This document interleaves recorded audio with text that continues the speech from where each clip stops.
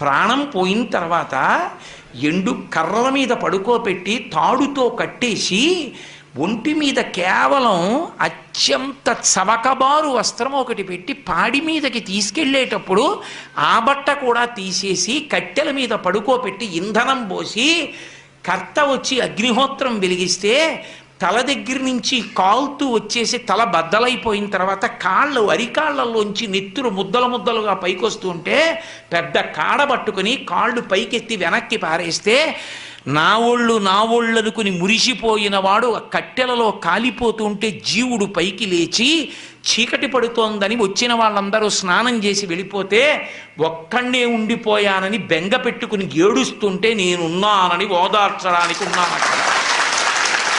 నేను లేకపోతే చచ్చినవాడు చస్తాడు పార్వతి అందుకున్నానన్నాడు. అది ఆయన ఔదార్యం. చేతకాక అక్కడ ఉండలేదు.